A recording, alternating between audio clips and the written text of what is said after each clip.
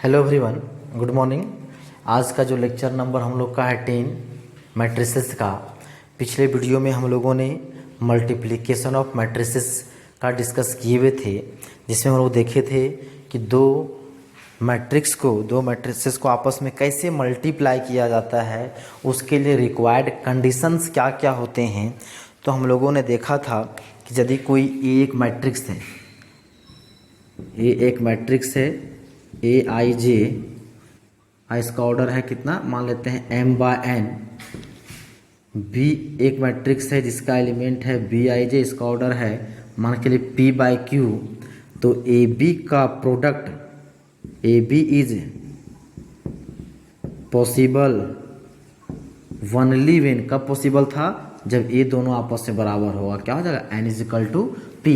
इसका मतलब पहले वाले मैट्रिक्स का नंबर ऑफ कॉलम्स और दूसरे मैट्रिक्स का नंबर ऑफ रोज आपस में यदि इक्वल होंगे तभी उनको हम मल्टीप्लाई कर सकते हैं, अन्यथा मल्टीप्लाई नहीं कर सकते हैं। जैसे मान के चले एक कोई मैट्रिक्स ए, मान के चले 3/2 है, एक मैट्रिक्स जो भी ऑर्डर का है हमको पता नहीं, मान के 2/5 है, 2/4 है। तो ये जो इसको मल्टीप्लाई कर सकते हैं नहीं कर सकते हैं, तो क्या है देखिए, इसको नंबर ऑफ कॉलम और नंबर ऑफ रो आपस में क्या है, बराबर है, मतलब इसका प्रोडक्ट पॉसिबल है। और जो प्रोडक्ट जो आएगा वो जो नया मल्टीप्लाई करने के बाद जो नया मैट्रिक्स बनेगा उसका ऑर्डर क्या होगा, तो जो बच गया, तो इधर से क्या बच गया 3, इधर क्या बच गया 4, मतलब 3/4 ऑर्डर का मैट्रिक्स बनेगा।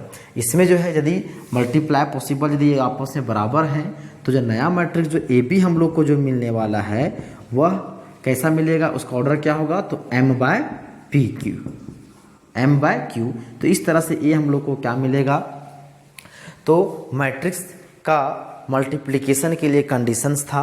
तो ये हमको मेनली जो है ये आपको ध्यान में रखना ही पड़ेगा कि जब दो मैट्रिसेस को आपस में मल्टीप्लाई कर रहे हैं तो पहले वाले मैट्रिक्स का नंबर ऑफ कॉलम और फर्स्ट वाले मैट्रिक्स को नंबर ऑफ रो आपस में क्या होना चाहिए, इक्वल होने चाहिए। अब चलिए देखते हैं इसमें हम लोग कुछ एग्जाम्पल भी किए हुए थे। अब हम लोग देखते हैं प्रॉपर्टीज ऑफ मैट्रिक्स मल्टीप्लिकेशन, ये इंपॉर्टेंट है।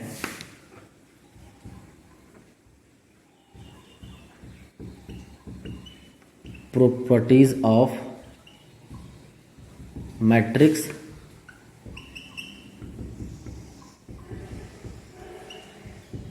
मल्टीप्लिकेशन। मैट्रिक्स को मल्टीप्लाई करने के बाद जो हम लोग उसके लिए कौन कौन सा प्रॉपर्टी होता है, उन प्रॉपर्टी को बारे में हम लोग डिस्कस करेंगे एक एक करके। पहला जो प्रॉपर्टी है वह है एसोसिएटिव लॉ।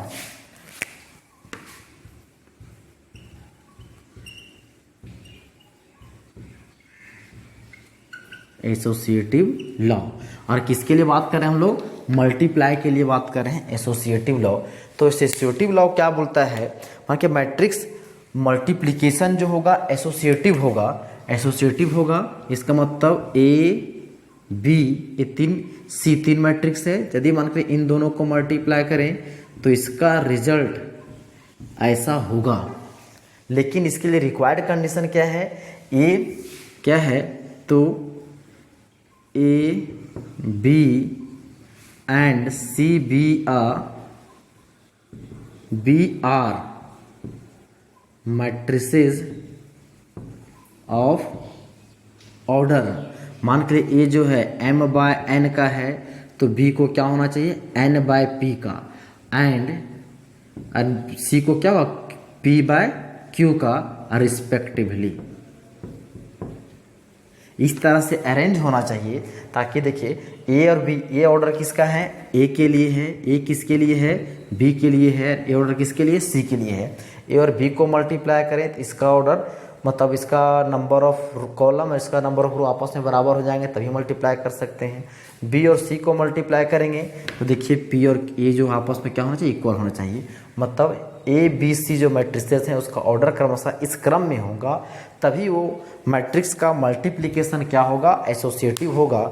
मतलब मैट्रिक्स मल्टीप्लिकेशन एसोसिएटिव होता है, लेकिन ये कंडीशन हम लोग को ऑलरेडी हमेशा ध्यान में रखना होगा। दूसरा जो इसी में प्रॉपर्टी है एसोसिएटिव के बाद वह है डिस्ट्रीब्यूटिव।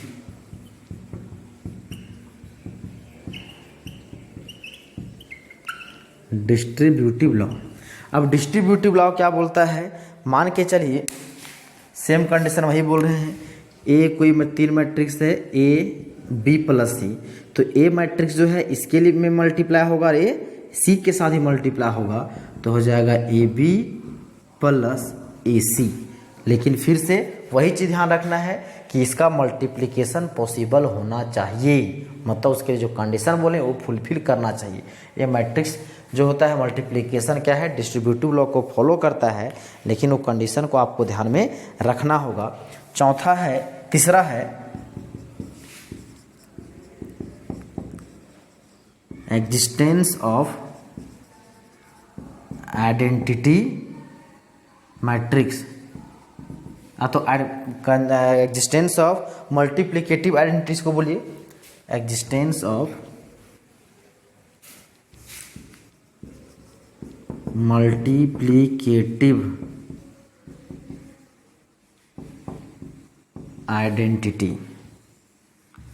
मल्टीप्लिकेटिव आइडेंटिटी जो होता है क्या होता है, उसको इस तरह समझिए, मान लीजिए कोई नंबर 2 है, उसको हम क्या चीज़ से मल्टीप्लाई करें कि इसके रिजल्ट में कोई चेंजिंग ना हो, मतलब 2 ही हो।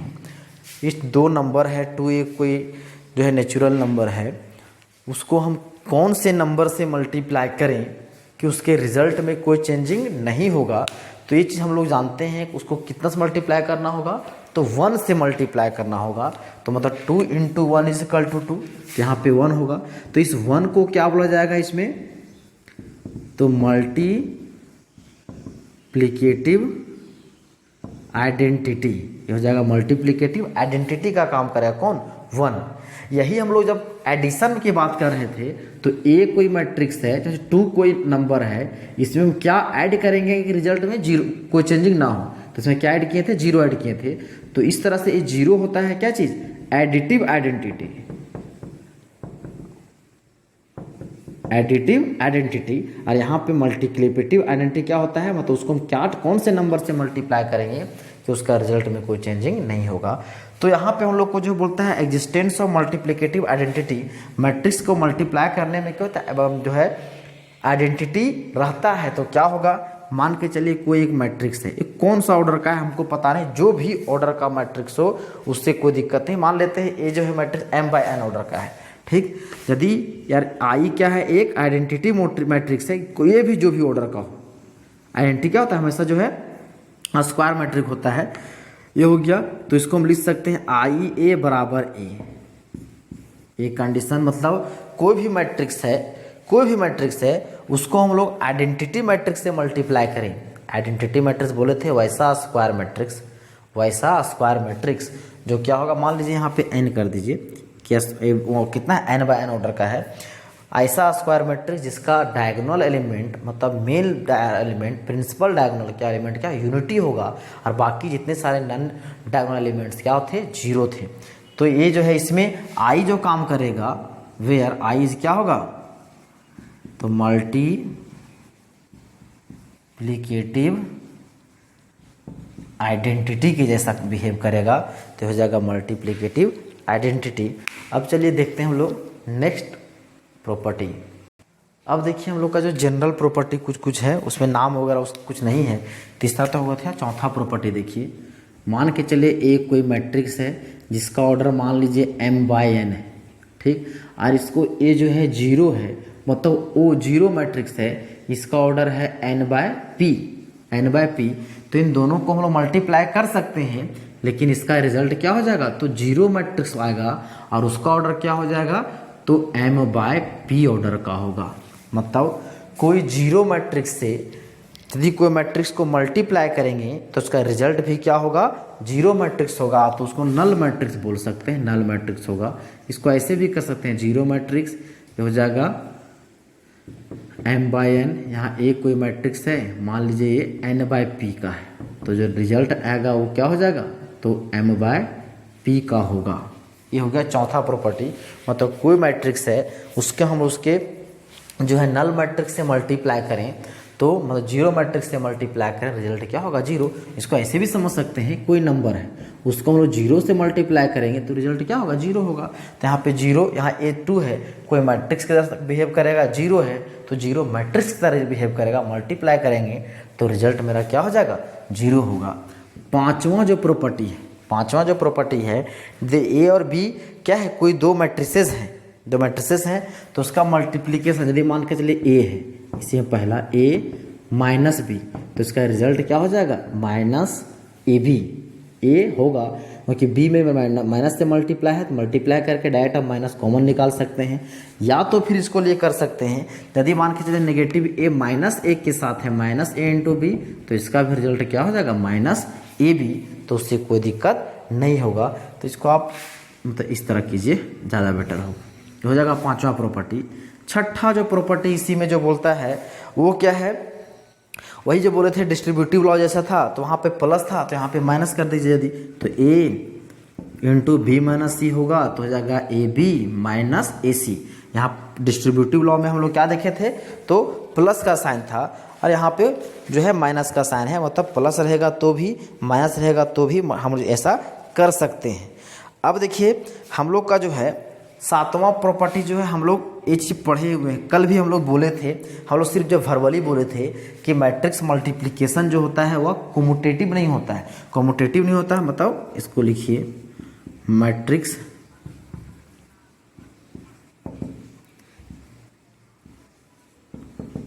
Multiplication is not commutative in general.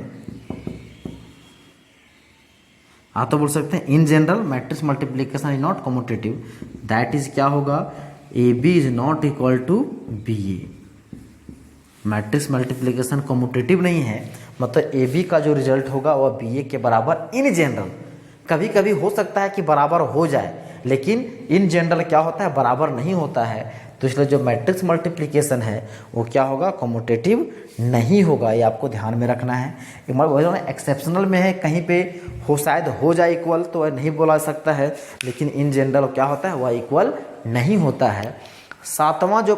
आठवां जो प्रॉपर्टी है अंतिम में वो क्या है, मान के चलिए ए कोई मैट्रिक्स है, बी एक मैट्रिक्स है और इन दोनों का प्रोडक्ट, तो ए और बी का जो प्रोडक्ट है मतलब मल्टीप्लिकेशन क्या हो गया जीरो हो गया। मतलब जीरो मतलब क्या हो जाए, ए बी का जो मल्टीप्लाई करने के बाद हम लोग क्या जाए नल मैट्रिक्स मिल जाए, तो कोई ज़रूरी नहीं है ऐसा, जैसे नंबर के साथ उसको कंपेयर करके चलेंगे ज़्यादा आपको समझ में आएगा।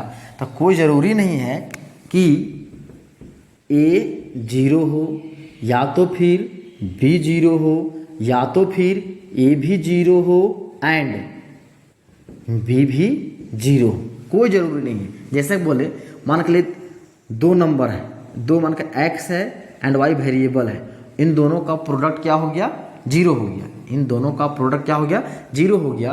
तो इसमें तो कन्फर्म है या तो फिर एक्स क्या होगा जीरो होगा या तो फिर क्या हो वाई जीरो हो, तभी इन दोनों का प्रोडक्ट जीरो होगा, या तो फिर एक्स बराबर जीरो एंड वाई बराबर जीरो दोनों जीरो होगा तभी क्या होगा जीरो होगा।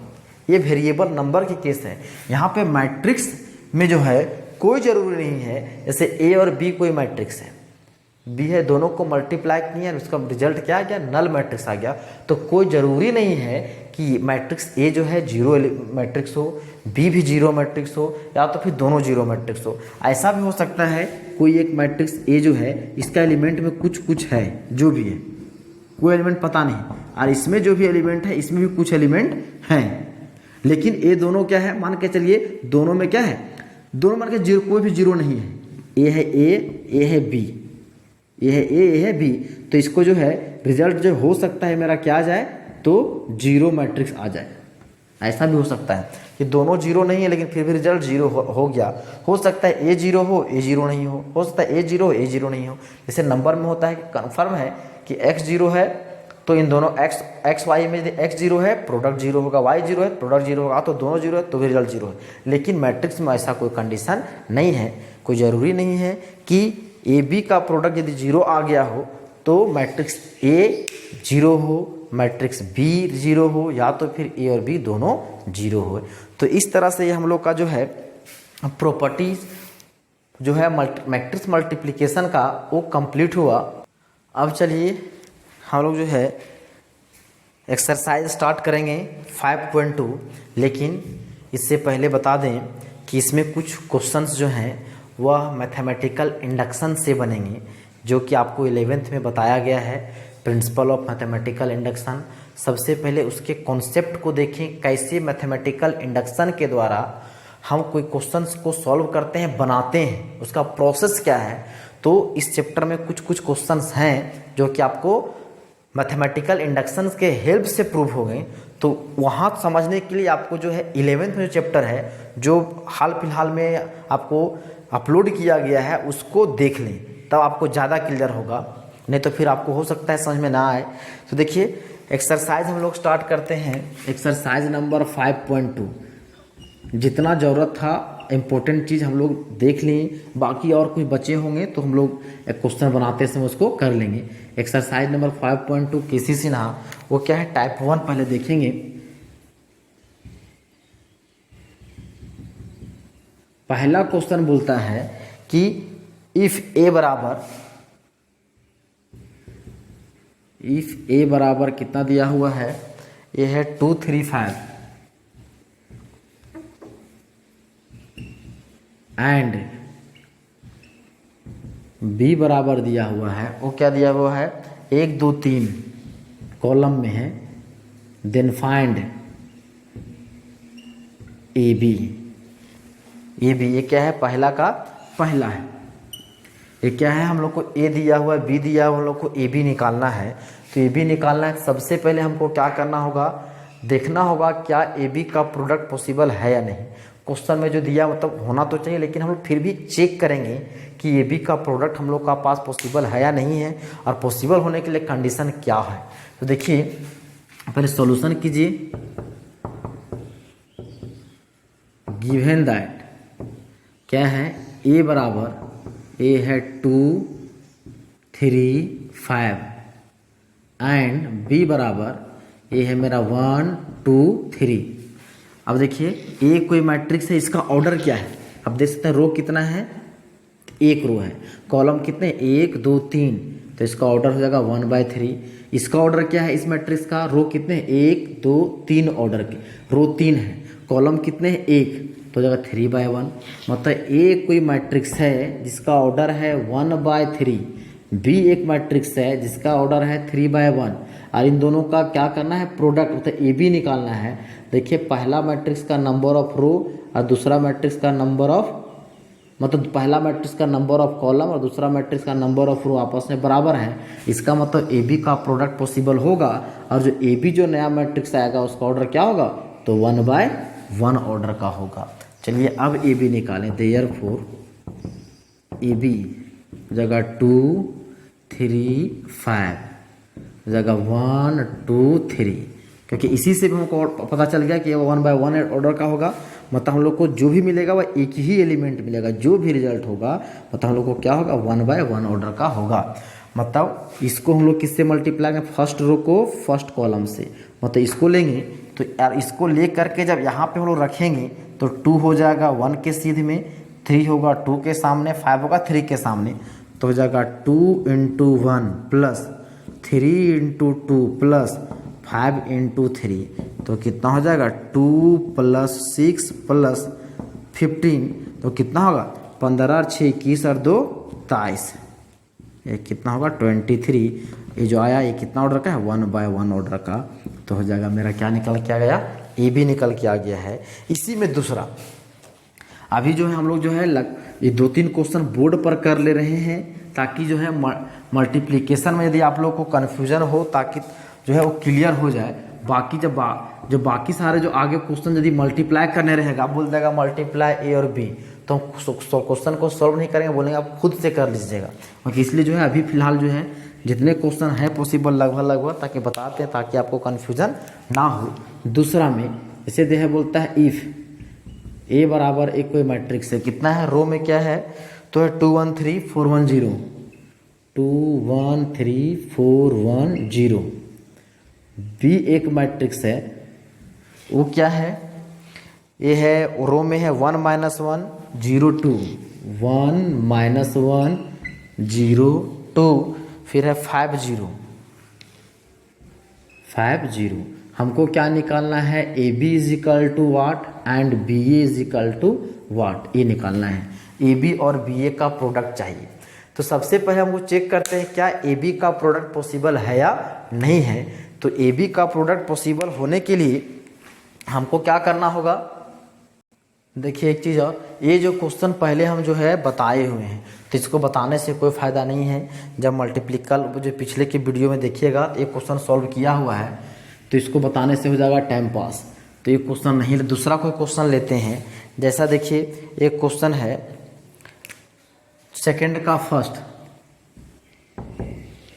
और बोलता है कि प्रोडक्ट निकालना है 0 2 0 3, फिर एक मैट्रिक्स है, फिर है 4 6 0 0 4 6 0 0। इसका हमको मल्टीप्लाई करना है। तो ऑब्वियसली देखिए इसका ऑर्डर क्या है, स्क्वायर मैट्रिक्स है, A B square A B square, मतलब जो है मैट्रिक्स पॉसिबल होगा। स्क्वायर मैट्रिक्स में सोचने नहीं है, क्योंकि इसका ऑर्डर कितना है 2/2, इसका ऑर्डर कितना है 2/2, ये दोनों आपस में मैच कर गया, तो नया मैट्रिक्स जो मिलेगा कितना होगा 2/2 ऑर्डर का होगा। तो कीजिएगा तो क्या होगा, फर्स्ट रो फर्स्ट कॉलम, तो देखिए क्या होगा 0 × 4 plus 2 × 0, first row second column, तो 0 × 6 plus 2 × 0, second row first column, तो जगह 0 × 4 plus 3 × 0, second row second column, तो जगह 0 × 6 3 × 0। तो ये मेरा कितना हो गया 0 + 0 0 + 0 0 + 0 0 + 0, मतलब हो गया 0 0 0 0, और इसका रिजल्ट क्या होगा 0 मैट्रिक्स। अब ध्यान दी एक चीज़, अभी हम लोग का एक प्रॉपर्टी जो पढ़े जस्ट वे हम लोग को क्लियर हो गया। मान के चले इसको हम मान लेते हैं कोई मैट्रिक्स ए है, इसको मान लेते हैं बी है, तो ए बी का जो प्रोडक्ट आया मेरा क्या आ गया, देखिए 0 आ गया है। अब देखिए क्या ये जो मैट्रिक्स है 0 मैट्रिक्स है, नहीं है। बी ए का 0 मैट्रिक्स है, नहीं है। फिर भी इसका रिजल्ट मेरा क्या आ गया है 0 आ गया है, मतलब 0 मैट्रिक्स आ गया है। तो ये चीज़ आपको जो है वहाँ से क्लियर हो गया। अब देखिए एक क्वेश्चन और है इसी का थर्ड, सेकेंड का क्वेश्चन सेकेंड का थर्ड है। रो में जो बोलता है ये है 2 4 6 एंड है 1 2 3 1 2 3, मतलब ये कोई मैट्रिक्स मान लीजिए ए है बी, तो हम लोग को क्या निकालना है A B is equal to what. तो A B is equal to क्या हो जाएगा 2 4 6 जगह 1 2 3। अब देखिए इसका मैट्रिक्स पॉसिबल मल्टीप्लिकेशन पॉसिबल है, इसका ऑर्डर कितना है, इसका ऑर्डर आप देख सकते हैं, इसका ऑर्डर कितना है 3 रो 3/1। इसका ऑर्डर कितना है, तो फर्स्ट रो एक रो है 3 कॉलम, तो इसमें देखिए इधर रफ में कीजिए, तो ये है 3/1 पहला, ये दूसरा क्या है 1/3, ये है 1/3, ये दोनों आपस में कौन साइड कर गए, बच का गए 3/3, मतलब जो है मैट्रिक्स का मल्टीप्लिकेशन पॉसिबल होगा। लेकिन जो ए बी का जो है मैट्रिक्स आएगा मल्टीप्लाई करके, वो कितना ऑर्डर का आएगा, तो 3/3 ऑर्डर का आएगा।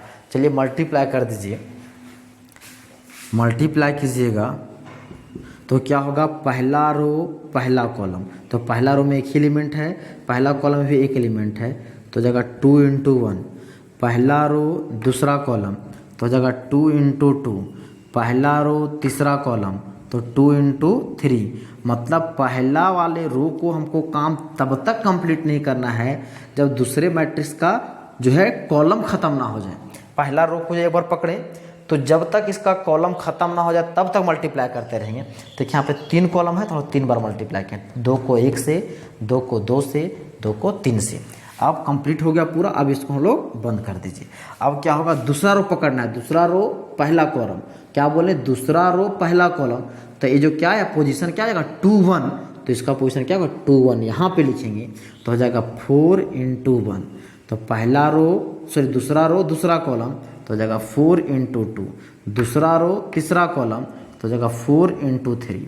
फिर लेंगे, देखिए दूसरा आंसर, फिर इधर कॉलम खत्म हो गया तो कंप्लीट। फिर हम लेंगे तीसरा रो पकड़ेंगे, तीसरा रो पहला कॉलम तो हो जाएगा 6 इंटू 1, तीसरा रो दूसरा कॉलम तो हो जाएगा 6 इंटू 2, तीसरा रो तीसरा कॉलम तो हो जाएगा 6 इंटू 3। तो ये मेरा क्या मिल गया, 2 1 जा 2, 4 6 4 8 12 हो जाएगा 6 12 18।